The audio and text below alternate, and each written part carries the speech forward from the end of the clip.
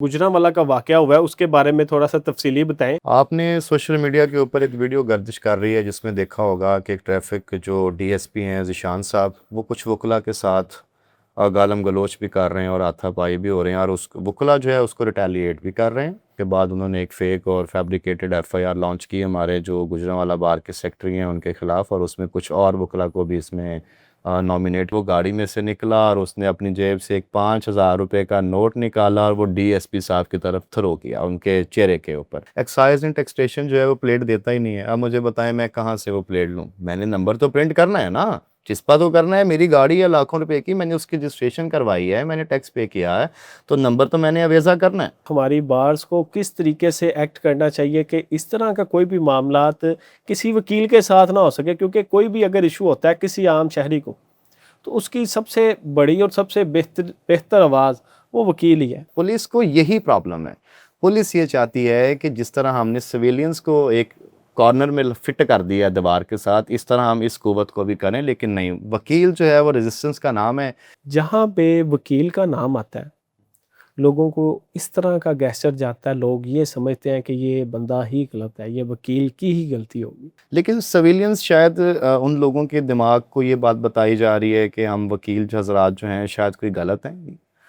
क्योंकि देखें, किसी भी सरकारी डिपार्टमेंट में या किसी भी जगह पे अगर आप देखते हैं कि वकील वहाँ पे आर्गूमेंट्स कर रहा है या वहाँ पे रिटेलिएट करता है, फोर्सफुली पुश करने की कोशिश करता है, तो वो किसके लिए कर रहा है? वो अपने साइल के लिए कर रहा है। अस्सलाम वालेकुम, a very warm welcome to land jurist. मैं हूं मलिक सैफुल्लाह गालिब।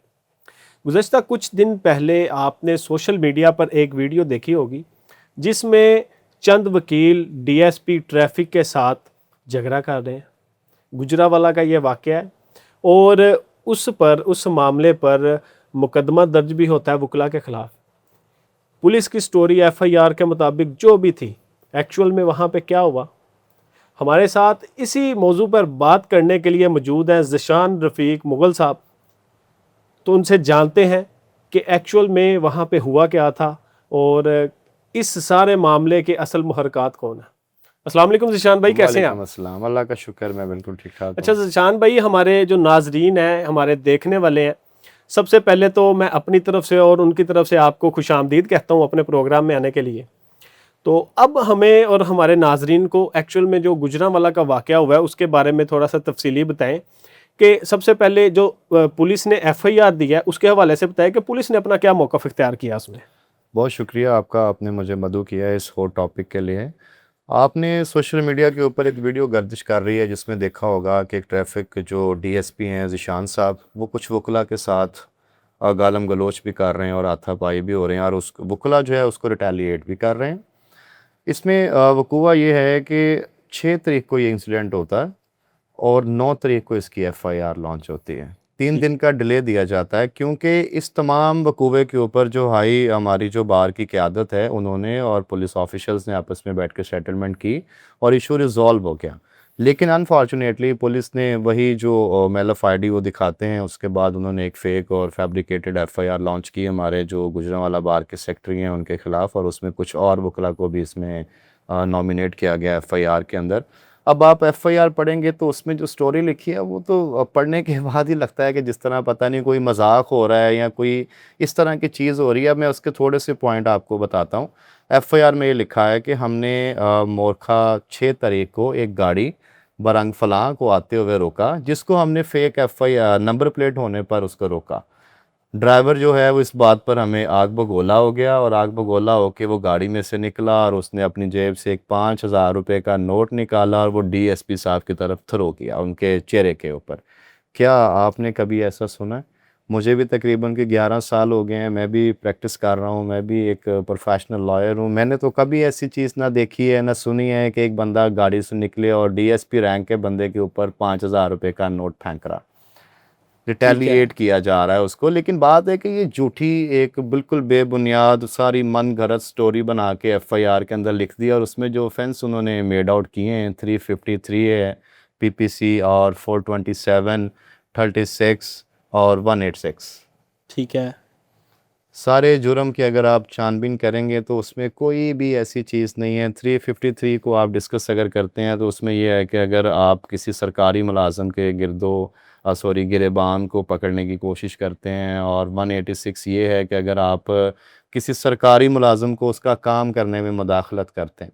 اگر آپ 36 کو ڈسکس کرتے ہیں پی پی سی کا، تو اس میں لکھا ہے کہ اگر ایک بندہ ایک جرم کر رہا ہے تو اس کے ساتھ کہ دوسرا بندہ اس میں شامل ہو گیا تو دونوں برابر کے شریک ہے. شریک ہو گئے ہیں. یہ ٹھیک ہے. کس پہ ایف آئی آر دے رہے ہیں اور کس چیز کی دے رہے ہیں؟ اگر اچھا فیک نہ یہ ایف آئی آر میں نے بھی ریڈ کیا، اور ہمارے ناظرین بھی یہ اسکرین پہ چلتی ہوئی ایف آئی آر کو دیکھ رہے ہیں. ایف آئی آر میں اچھا ویڈیو کے اندر جو بندے جو احباب نظر آ رہے ہیں وہ واضح پتہ چل رہا ہے کہ انہوں نے وائٹ شرٹ اور بلیک پینٹ پہنی ہوئی ہے، وہ وکلا صاحبان ہے. لیکن ایف آئی آر کے اندر ان کی میلافائڈی چیک کریں کہ کسی قسم کے وکیل کا ذکر ہی نہیں کیا کہ کوئی وکیل تھا، بس صرف ایک نامعلوم شخص اور اس کے بعد پھر نامعلوم شخص آ گئے. نہیں، نامعلوم شخص کا تو یہاں پہ ذکر ہی نہیں ہے. دیکھیں، جب آپ نے گاڑی کو روکا ہے، آپ ڈی ایس پی آن ڈیوٹی ہیں، آپ کے ساتھ آپ کا عملہ ہے، سب آرڈینیٹ آفیسر آپ کے ساتھ کھڑے ہوئے ہیں، تو آپ جب کسی بندے کو ڈرائیور کو گاڑی کو روکتے ہیں تو ظاہری بات ہے اسے کہ ڈاکومنٹیشن آپ مانگتے ہیں تو اس کا نام بھی پوچھتے ہیں. ایسے ہی ہے، جب بالکل وہاں ایسے ہی پہ کہ آدھا گھنٹہ لڑائی ہوئی ہے، آپ نے اس ویڈیو میں دیکھا ہوگا لوگوں کا کتنا ہجوم وہاں پہ اکٹھا ہو ہے، گیا. بالکل ایسے. جب اتنی چیز آدھا گھنٹہ وہاں پہ سارا کچھ ہو رہا ہے تو کیا ان کو نام نہیں پتا چلا اس کا کیا ہے؟ اسی اگر طرح فیک نمبر پلیٹ ہے تو اس کے اوپر یہ کاروائی تو نہیں بنتی ہے کہ آپ کسی کے گرد و گرباں ہو جائیں، اس کو پکڑیں اور اس کو گرفتار فضول کرنے کی کوشش کریں، پھر ریٹیلیٹ تو ہوگا، ریبرٹل میں چیزیں تو آئیں گی. ایسے ہی. اچھا ذیشان بھائی، یہ تو سٹوری ہوگی جو پولیس نے ایف آئی آر دی ہے، ایکچول میں وہاں پہ ہوا کیا تھا، کس کی غلطی تھی اور کیا معاملہ پیش آیا تھا جس کی وجہ سے وکلا صاحبان اس حد تک جو ہے آگے چلے گئے؟ دیکھیں، ہم لوگ اپنی جب پروفیشنل ڈیوٹیز کر رہے ہوتے ہیں تو ہم اپنے سائلین کے کام کے لیے ڈیفرنٹ جگہوں پہ آنا جانا ہمارا ہوتا. سیکٹری صاحب اس گاڑی میں موجود تھے، وہ اپنی کسی کام سے کسی جگہ پہ جا رہے تھے، انہوں نے ان کو روکا. اس نے بتایا کہ میں ایڈوکیٹ ہوں، میرا یہ لائسنس ہے، میرا یہ بار کا کارڈ ہے، یہ میری گاڑی کی ڈاکومنٹیشن ہے. لیکن ڈی ایس پی جو ذیشان صاحب ہیں وہ بالکل باضد ہو گئے اس بات پہ کہ نہیں، یہ fake number plate without any single evidence. نہیں، یہ نمبر پلیٹ کس طرح کی تھی جس کو یہ فیک کہہ رہے ہیں؟ نمبر پلیٹ تو دیکھیں، جو اس پہ نمبر لکھا ہے، ابھی نمبر تو مجھے ایگزیکٹ یاد نہیں ہے گاڑی کا، رجسٹریشن کا نمبر جو اس کے اوپر مینشنڈ ہے، جی سڑک کے اوپر سے 1000 گاڑی گزرتی ہیں.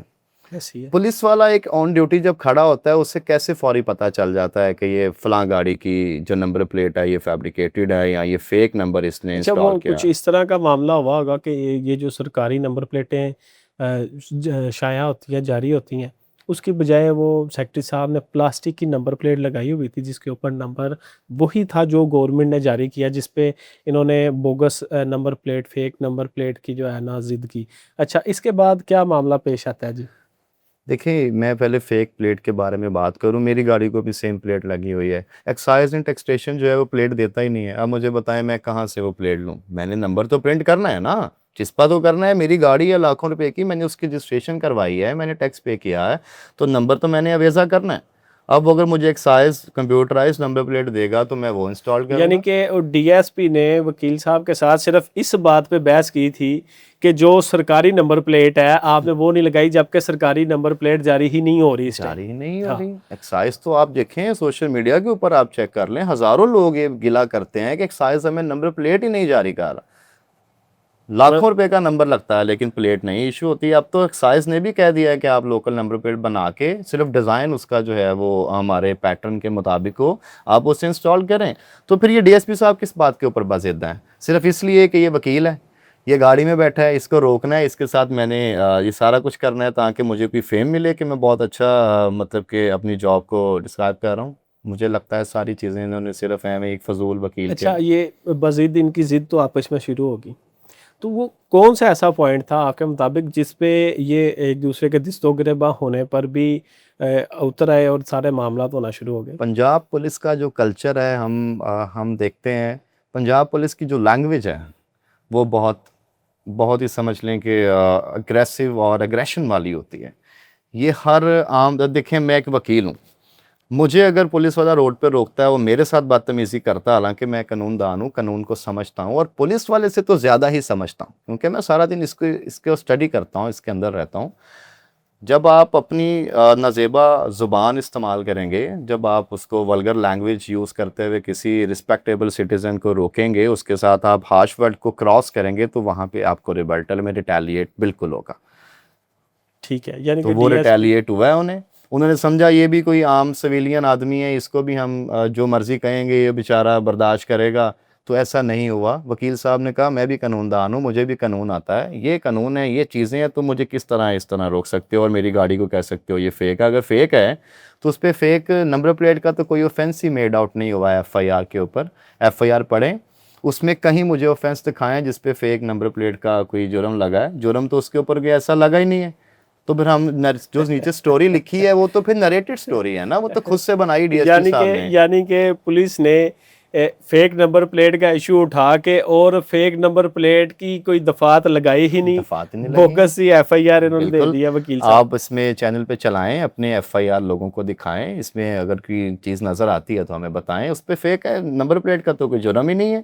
اگر اچھا، جرم ہے اس کے علاوہ جب ایف آئی آر ہوگی، سیکٹری تھے بار کے، وہ باقی دوسرے وکلا صاحبان پہ بھی ایف آئی آر ہوئی، اس پہ وہاں گجرانوالہ بار نے اس ٹائم کوئی ایکشن لیا ہے یا نہیں لیا ابھی ہاں تک؟ جی بالکل. ہماری جو لوکل بار ہے گجرانوالہ کی، انہوں نے آج اپنے وہاں پہ کورٹس کے اندر پولیس کی انٹری کو بالکل بند کیا ہوا ہے، اور اس کے اوپر ہم نے ایک پریس ریلیز بھی جاری کی ہے، اسٹرائک کی کال دی ہے، تاکہ جو پولیس گردی ہو رہی ہے وکلا کے خلاف اس کو تاکہ تھوڑا بہت روکا جائے. اس کو ریٹیلیٹ کرنے کی کوشش ہم بالکل کرتے رہیں گے. ہم پنجاب بار نے بھی اس پہ کسی قسم کا کوئی نوٹیفیکیشن یا کوئی؟ پنجاب بار نے ابھی تک کوئی بھی پریس ریلیز جاری نہیں کی، کیونکہ ابھی لوکل بار نے اسٹرائک کی ہے. اگر اس کے اوپر ہمارے ایشوز جو ہیں وہ سالو نہیں ہوں گے تو انشاءاللہ بالکل ہماری ذیشان پنجاب بار بھائی، یہ اس میں ایک چیز ہمارے دیکھنے والوں کو یہ بتائیں کہ یہ جو معاملات آئے دن وکلا کا کوئی نہ کوئی معاملہ یا معاملات بنے رہتے ہیں، اس کو کس طریقے سے روکا جا سکتا ہے اور ہماری بارز کو کس طریقے سے ایکٹ کرنا چاہیے کہ اس طرح کا کوئی بھی معاملات کسی وکیل کے ساتھ نہ ہو سکے؟ کیونکہ کوئی بھی اگر ایشو ہوتا ہے کسی عام شہری کو، تو اس کی سب سے بڑی اور سب سے بہتر آواز وہ وکیل ہی ہے. اگر وکیل کے ساتھ ایسا ہوگا تو عام بندے کا تو اللہ ہی حافظ ہے نا جی. دیکھیے میں اس ٹاپک سے ہٹ کے تھوڑی سی بات کرنا چاہوں گا اگر آپ مجھے اجازت جی دیتے ہیں. بھائی ضرور. جس طرح اب آپ دیکھیں سی سی ڈی ہے، وہ ماروائے عدالت جو قتل ہو رہے ہیں، ان چیزوں کو روکنے کے لیے کون سب سے پہلے فرنٹ لائن کے اوپر آتا ہے ایک سویلین کے لیے؟ وہ وکیل آتا ہے، جو اپنی جان، اپنا ٹائم، ہر چیز کو جو ہے وہ نظر کرتا ہے. پولیس کو یہی پرابلم ہے. پولیس یہ چاہتی ہے کہ جس طرح ہم نے سویلینز کو ایک کارنر میں فٹ کر دیا دیوار کے ساتھ، اس طرح ہم اس قوت کو بھی کریں. لیکن نہیں، وکیل جو ہے وہ ریزسٹنس کا نام ہے. انشاءاللہ ہم ریزسٹنس دیتے رہیں گے اور ہم اپنا کام اسی طرح کرتے رہیں گے. ہاں بالکل ٹھیک ہو گیا. تو اچھا ذیشان بھائی، ایک اور چیز ہے، میں نے یہ پوسٹ دیکھی فیس بک اور دیگر سوشل میڈیا پلیٹ فارمز پہ چل رہی تھی. اس پوسٹ پہ آلموسٹ جتنے بھی کمنٹس میں دیکھ رہا تھا نا، وہ وکلا کے اگینسٹ ہی تھے کہ کہیں پہ بھی ایون دین سرکاری آفس ہو گیا یا کوئی بھی ادارہ ہو گیا، جہاں پہ وکیل کا نام آتا ہے لوگوں کو اس طرح کا گیسچر جاتا ہے، لوگ یہ سمجھتے ہیں کہ یہ بندہ ہی غلط ہے، یہ وکیل کی ہی غلطی ہوگی. حالانکہ اگر یقین کریں، اگر اس ڈی ایس پی کے ساتھ وکیل کے علاوہ اگر کسی عام شہری کا معاملہ بنا ہوتا تو اس time total social media page پہ ڈی ایس پی کے اگینسٹ مہم چل رہی ہونی تھی. اور یہ حکومت اس ٹائم اس حد تک جو ہے نا سوشل میڈیا سے اوائڈ کر رہی ہے. اگر کسی عام شہری کے ساتھ اس ڈی ایس پی نے اس طرح کا بہیو کیا ہوتا تو جتنی یہ ویڈیو وائرل ہوئی ہے اتنی وہ ویڈیو وائرل ہوتی تو D S P dismiss from service ہو چکا ہوتا اس ٹائم. دیکھیں ہم بھی رسپیکٹیبل سٹیزن ہیں، پاکستان میں رہتے ہیں، قانون کی پاسداری کرتے ہیں، تمام چیزیں کرتے ہیں. لیکن سویلینز شاید ان لوگوں کے دماغ کو یہ بات بتائی جا رہی ہے کہ ہم وکیل حضرات جو ہیں شاید کوئی غلط ہیں. کیونکہ دیکھیں کسی بھی سرکاری ڈپارٹمنٹ میں یا کسی بھی جگہ پہ اگر آپ دیکھتے ہیں کہ وکیل وہاں پہ آرگومنٹس کر رہا ہے یا وہاں پہ ریٹیلیٹ کرتا ہے، فورسفلی پش کرنے کی کوشش کرتا ہے، تو وہ کس کے لیے کر رہا ہے؟ وہ اپنے سائل کے لیے کر رہا ہے. جو اس کا کلائنٹ پیچھے کھڑا ہے، جس کے ساتھ زیادتی ہوئی ہے، جس کا کوئی گریوینس ہے کسی جگہ سے، اسی کو لینے کے لیے کر رہا ہے. بالکل ایسے ہی ہے. کوئی ذاتی انا تو نہیں ہے، کوئی ذاتی مسئلہ تو نہیں ہے. بات سمجھ رہے ہیں؟ اگر اس جنگ کو کہ بندہ یہ امپیکٹ لے رہا ہے کہ شاید کہ we are گونس، so we are not گونس، we are انسینٹ people and we are part of the constitutionally in Pakistan.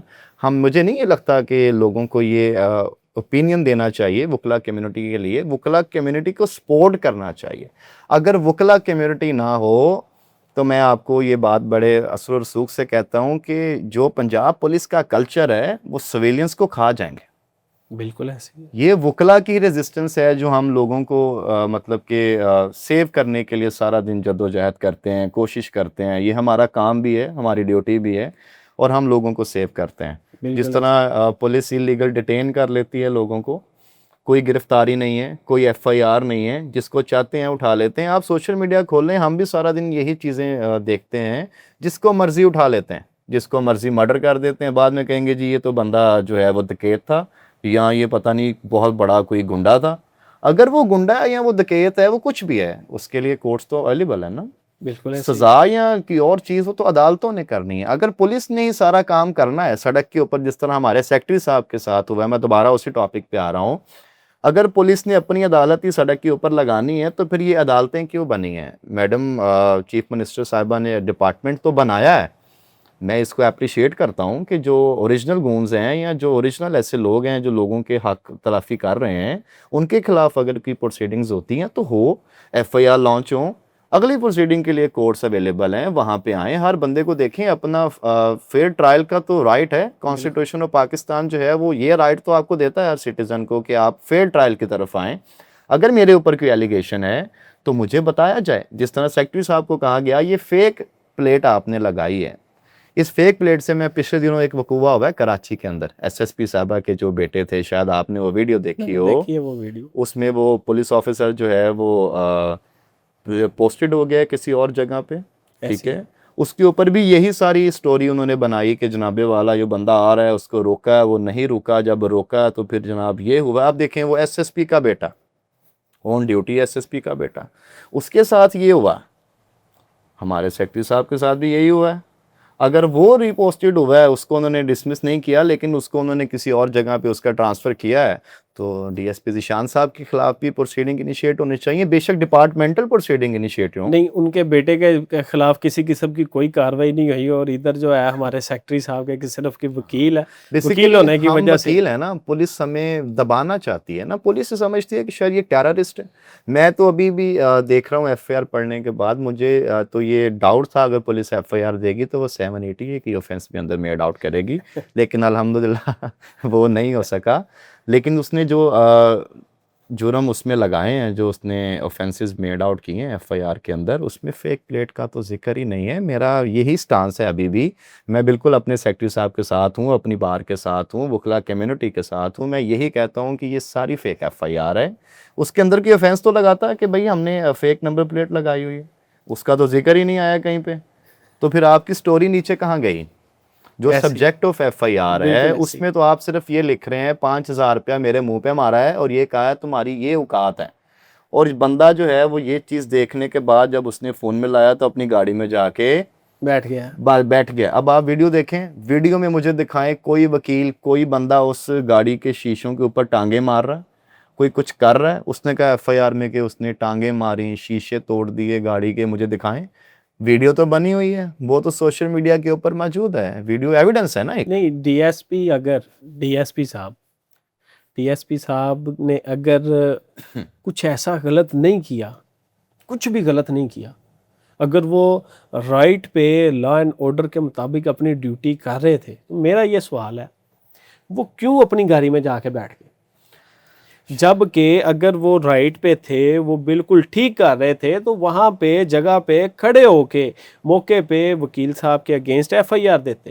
پیچھے سے وکلا صاحبان آئے تھے تو آپ 15 پہ کال کر کے اپنی پولیس امداد منگوا سکتے تھے, لیکن آپ نے اس طرح کا کچھ بھی کوئی بھی ایکٹ نہیں کیا, اور آپ چھپ کے جا کے گاڑی میں بیٹھ جاتے ہو, اور ایف آئی آر بھی 3 دن بعد دیتے ہو جب آپ کا دونوں ڈپارٹمنٹس کا آپس میں راضی نامہ ہو جاتا ہے. تو یہ میرے خیال کے مطابق بہت ہی غلط اور زیادتی کے مترادف ہے. ان کو کم از کم اس چیز کو دیکھنا چاہیے, اسٹیٹ کو, حکومت کو, کہ اگر اس ویڈیو کے مطابق اگر ڈی ایس پی صاحب رائٹ پہ تھے تو ان کو کس چیز کا ڈر تھا, وہ کیوں اپنی گاڑی میں جا کے بیٹھے؟ دیکھیے میں اس پہ پھر تھوڑی سی قانونی جو ہے وہ انفارمیشن تاکہ لوگوں کو بھی پتہ چلے. جو سیکشن 154 ہے FIR کے لیے.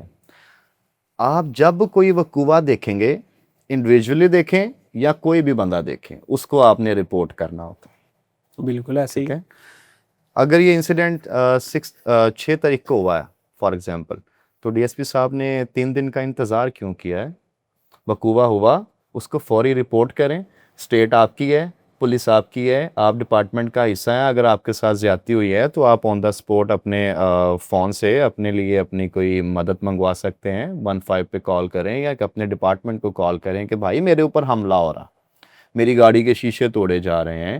آپ گاڑی میں جو حسب بجا میں خود ہی بیٹھ گئے ہو جا کے, تو ہم نے اگر کوئی اللہ معاف کرے آپ کا کوئی شیشہ توڑا ہے تو آپ کو کوئی چوٹ کیوں نہیں آئی, کوئی ضرب کیوں نہیں؟ اگر ہم اتنی اگریشن میں وکلا آ گئے تھے تو آپ کو ابھی تک تو کوئی انجری نہیں, آپ نے کوئی میڈیکل آپ کا منظر عام پہ نہیں آیا, کچھ بھی نہیں ہوا. فیک سٹوری ہے ساری, ویڈیو میں موجود ہے, کوئی ایک شیشہ بھی بریک نہیں ہوا, کوئی چیز بھی نہیں ٹوٹی. لیکن آواز اٹھانے کا رائٹ تو میرے سے DSP صاحب نہیں چھین سکتے. بالکل ایسے ہی. ٹھیک ہے, اگر میں کسی جگہ پہ رائٹ پہ ہوں تو میں نے اپنے رائٹ کے لیے آواز اٹھانی ہے. ہم سارا دن لوگوں کے رائٹ کی آواز اٹھاتے ہیں, تو آپ یہ امیجن کرتے ہیں کہ میری ذات کے اوپر یا میرے اپنے اوپر کس طرح کی چیز آئے گی تو میں خاموش ہو جاؤں گا؟ نہیں, میں اس کو ریٹیلیٹ کروں گا. آئی نو دا لا, میں فیکٹس کو سمجھتا ہوں, قانون کو سمجھتا ہوں, اپنی تمام چیزوں کو میں انڈرسٹینڈ کرتا ہوں. جو آگے میرے آفیسر کھڑا ہے میں اس کی پاور کو بھی انڈرسٹینڈ کرتا ہوں, جو اس کی ڈیوٹی ہے میں وہ بھی سمجھتا ہوں. میں نے سارا لا پڑھا. لیکن یہ تو بالکل ایک عجیب سی سٹوری بنا کے انہوں نے اپنا مذاق بنوایا سوشل میڈیا کے اوپر, مجھے تو یہ لگتا. بہت بہت شکریہ ذیشان بھائی, آپ نے اپنے قیمتی وقت میں سے ہمارے اور ہمارے ناظرین کے لیے وقت نکالا اور ہمیں اس سارے وقوع کے ایکچوئل جو حالات و واقعات ہیں اس سے آگاہ کیا. نیکسٹ پروگرام کے ساتھ بہت جلد آپ کی خدمت میں دوبارہ حاضر ہوں گے. تب تک کے لیے جی اللہ حافظ.